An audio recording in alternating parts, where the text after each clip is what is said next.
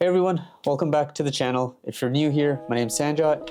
I'm a creative entrepreneur, you can say. I run my own little business. And today I'm going into the second part of my three-part series of the realities of building a creative business. I wanted to showcase the side of what it's really like to build a creative business from the start and from scratch with nothing other than yourself and some equipment that you have. If you haven't seen the first video, go check it out. It'll be linked somewhere here, up there, wherever, or in the description down below. Go watch that before you watch this because we do go in order in terms of what we're talking about. So in this second part of the video, we're going to be talking about solidifying your creative offering to your clients, consumers, users, whoever it might be, and then also doing needle moving actions. So what I mean is, how can you actually move your business forward with doing actions that'll really do that? We're going to be going over some action items, some things that you can do yourself today, starting now, in building your creative business and going forward with it. So if you enjoyed the video, leave a like, comment down below, and subscribe to follow for more and also the next part of the video. Let's get into it. All right, so when it comes to solidifying your creative offerings, there's a few things you want to keep in mind when making this list or making these services that you want to offer. First and foremost, what is a problem you're trying to solve for your clients or your consumer or your viewers, whatever it might be? What are you trying to solve? What is the problem that you're trying to solve for somebody else? The exchange of money and making sales is really simple. Somebody has an issue or a problem, you have the solution to it. In exchange for that, they'll give you money. The easier that you can make that for somebody else and the more valuable you can make it for somebody else, the easier it is for you to sell to them and make that money.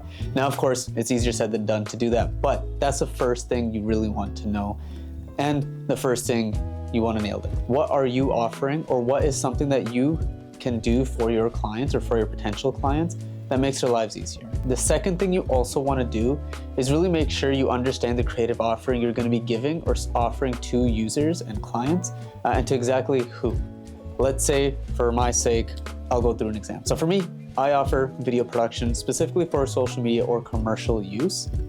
I got my nose itchy. Specifically for social media or commercial use. And what is the problem that I'm trying to solve for my clients, and who am I trying to speak to? Who am I specifically trying to sell to? Now, I wouldn't sell to the coffee shop clerk at the front, the person that runs the register, the person that makes the coffee in the back, or the waitress that might be serving someone. I wouldn't be selling my services to them. I would be speaking to the business owner. So for this case, it would be a B2B sale of what I would be doing, right? That's who I would focus on. When it comes to the problem that I'm trying to solve, it's really simple. When it comes to solving the issue of the potential client that I'm trying to win over, that I'm trying to speak to, it's really simple, and it comes down to one thing. I'm trying to save them time in creating those creatives. A lot of times, small business owners, they just don't have time to make creative. They don't have time to make videos like this. I mean, they're not gonna be making YouTube videos, some might, but the things that I offer in terms of social media content and commercial work in a cinematic way, they just don't have time for that. They have to run their business. They have to do paperwork, accounting, payroll, actually bringing in money, generating awareness, all of those things for their business. That's where I come in. I come in to help them save time, make awesome looking creatives, and hopefully generate more sales while building a solid foundation and brand awareness for their company. That's an example of what I do. That's why I think it's really, really important to understand, what problem are you trying to solve? This doesn't have to be, I want to make them more sales. This can be something simple like bringing brand awareness to their company. This can be something as simple as, I want to make thumbnails for YouTubers who don't have time to do it, like myself. Let's say you're someone that watches this and wants to make a thumbnail for me. That's really awesome. Go for it. Reach out to me. And then also, you really want to understand who you're speaking to and what's the product or service that you're offering them. Now, it's all easy to say, I want to do this. This is a service I want to offer. This is what I think I can do. This is who I want to speak to. This is how much money I want to make, blah, blah, blah, blah. All that stuff. Now, let's actually go into needle moving action items that'll actually move the needle of your business, of your creative business, in the way that you want it to hopefully grow, and personally needle moving actions that I'm doing for my business and how it's working. All right, so in this next section, I want to go over needle moving actions. Now, you might be thinking, what is that? What does that even mean? I don't want to go close to a needle, they're dirty. Whatever it is, pretty much what needle moving actions are is they're actions that you could take in your business or at least in your day-to-day life that move the needle to a certain extent to actually grow whatever you want to do. This can be if you want to become an influencer, you want to become an athlete, you want to build a creative business like myself. there's certain actions you have to take to actually grow into something, to build it into something bigger. It's just not magically gonna happen when you feel like working. There is structure that you have to build into your day-to-day life, and I'm gonna be going over that. I have a few needle-moving actions that I do myself that I think work and actually help me build a business in terms of reaching out to people, making creatives, editing, revising, whatever it might be, and we'll be going through that right now. First thing I wanna go over is actually building a schedule around your day-to-day life, and this can include time blocking, something that I do myself. You probably heard of it because there's a bajillion AI apps that can do it for you. Oh, we can time block this, we can time block that. Screw all that. You can do it yourself with what works best for you. So how does time blocking work? Well, pretty much in your day-to-day life, whether you're working full-time, you're working part-time, you have multiple jobs, whatever it is, you make a schedule based on work or based on time that you have to do that work. And you wanna make it consistent in terms of the days that you're working. So how do I do this? How do I track everything? Pretty much I use Notion Calendar where I time block all my tasks.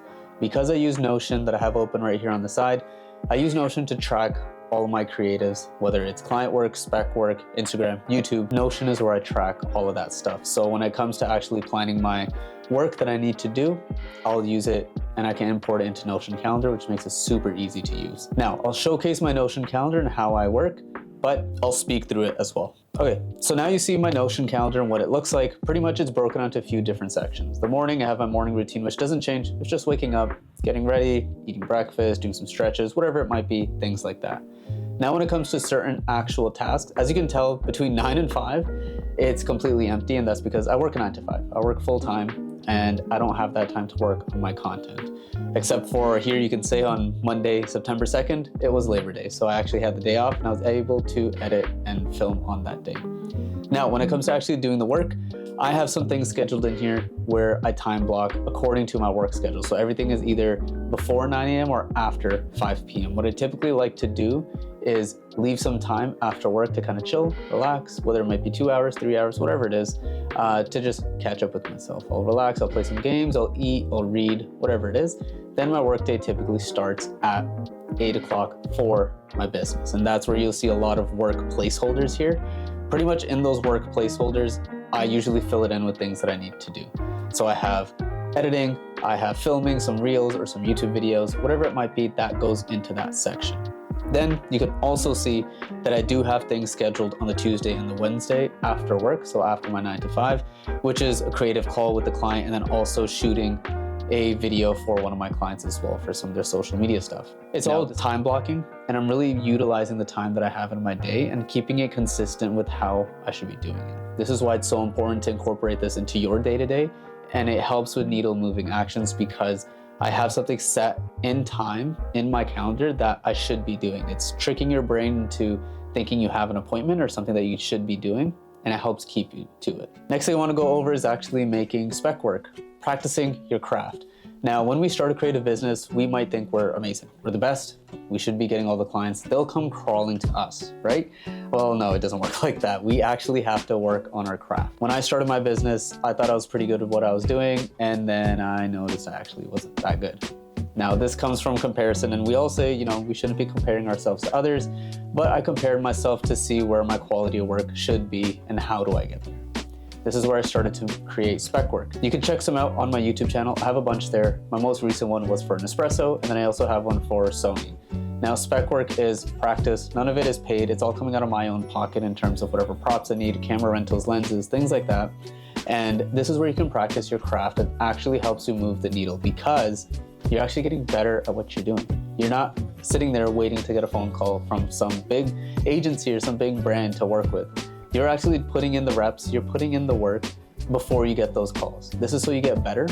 And once you do get better, people will start noticing and your work starts to increase. Last but not least, this is super important, and what I noticed in my 9 to 5 as well as what I'm trying to carry over into my own creative business is creating collateral for your users, for your clients to actually look at. This can include a capabilities deck, a portfolio, one-pagers, website links, anything like that that helps the user or your potential client understand what you do and understand the value that you're bringing to them. For my instance, I have a capabilities deck. I have a portfolio online where they can see all my best work. And then also I do have social media, mainly Instagram, where I'm showcasing my thought process, behind the scenes stuff, free value items that I'm trying to give away, and also a one-pager that I'm working on. But things like that where it supports your brand and it supports your business in a way where when you're sending these things out to clients, it makes you look more professional. It makes you look like you're ready to speak to them and you're actually running a business that knows what it's doing. Imagine going to a client call and they ask, how much is your service? And you don't really have a price in mind. You're like, I can get back to you. Doesn't look the best, and honestly, it's happened to me a few times, which isn't the greatest. So that's why I have collateral ready, pricing sheets, all those things where I can just send it to them. Hey, this is my price. This is exactly what's included. This is what we can do. It seems very simple, but a very overlooked aspect that I think a lot of people do. And this is something where you can also offer to other companies. So building a creative business or anything like that is a lot of work. And I know going over all this information can be a lot to take in and easier said than done, but take it from someone who's doing it themselves. It's really worth it, and you can really start to see a difference in terms of your productivity, your business growing, maybe money that you're bringing in, and just overall feeling great because you're actually doing some work and you're not just doing busy work that thinks or makes you feel like you're doing work. So some action items that I want you to take away to actually try and incorporate into your day-to-day life and hopefully grow something amazing is, first and foremost, understand who you're selling to and what you're offering to them and how you can solve the problem for them. What is the issue that they have that you're trying to solve? For my case, it's solving the problem of the client, the brand, not having enough time to create any creatives for themselves, for social media, commercial work, and then me coming in there to actually do that for them. Second thing, and also very, very important, is start time blocking. It's super simple. You can use any calendar app that you have, Google Calendar, Outlook Calendar, if that's what it's called, Notion Calendar, which is what I use. But start time blocking actual times for you to do things. Set certain dates, set certain times to actually complete tasks that you need to be doing, whether that's sending out emails, writing scripts for your YouTube videos, making reels for your Instagram, making carousel posts for your Instagram, whatever it is. You want to start time blocking because it really does make a difference. For me, I noticed it helps me stay more consistent with actually posting online. Specifically with Instagram, with YouTube here, it's been a while since I recorded a video, but honestly with Instagram, when I'm trying to grow my business and my brand online, it's really helping me keep track and also stay very, very consistent. Also, last but not least is you want to do those needle moving actions. So like I mentioned, time blocking, practice some of your work, make some spec work so you can actually showcase it to people. And then also creating collateral that you can share with potential clients or even friends, family to showcase other things that you can do. If you enjoyed the video, leave a like, leave a comment if you have any ideas, something that I might have missed, things that might be working for you, things that might not be working for you, and then subscribe to see the third part of the video series and then also anything else that I'll be posting in the future. As always, have an awesome day. See you guys.